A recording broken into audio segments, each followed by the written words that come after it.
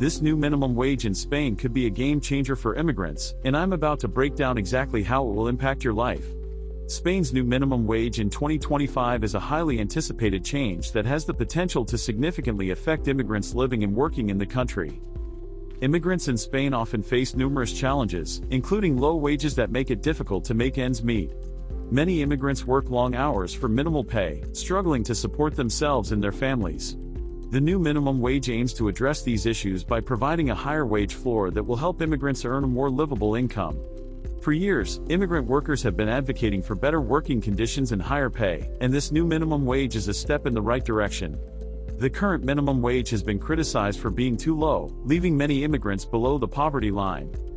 The impact of low wages on immigrants is far-reaching, affecting not only their financial stability but also their mental and physical health.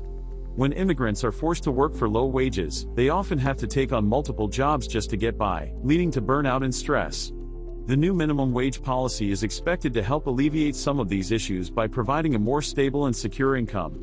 However, some critics argue that the new minimum wage may not be enough to keep up with the rising cost of living in Spain. The new minimum wage policy is designed to help immigrant workers earn a more decent income, but its success will depend on various factors, including enforcement and implementation. If the new minimum wage is not properly enforced, it may not have the desired impact on immigrant workers. On the other hand, if it is implemented effectively, it could lead to significant improvements in the lives of immigrants in Spain. The policy's details, including the exact amount of the new minimum wage and how it will be enforced, are still being worked out. A recent study found that many immigrants in Spain are working for wages that are significantly below the new minimum wage, highlighting the need for this change. The study also found that immigrant workers are often concentrated in low-wage industries, making them particularly vulnerable to exploitation. The new minimum wage policy aims to address these issues by providing a higher wage floor and stricter enforcement of labor laws.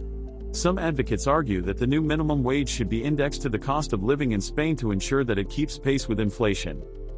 For many immigrants, the new minimum wage will be a welcome change, providing a more stable and secure income.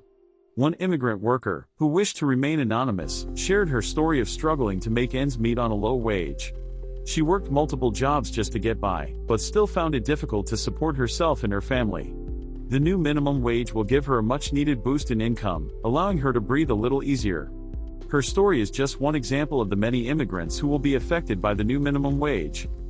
Another immigrant, who has been living in Spain for several years, expressed his concerns about the new minimum wage. He worries that it may not be enough to keep up with the rising cost of living in Spain, and that it may not be enforced effectively. His concerns are valid, and it remains to be seen how the new minimum wage will play out in practice. The impact of the new minimum wage will depend on various factors, including the state of the economy and the effectiveness of its implementation.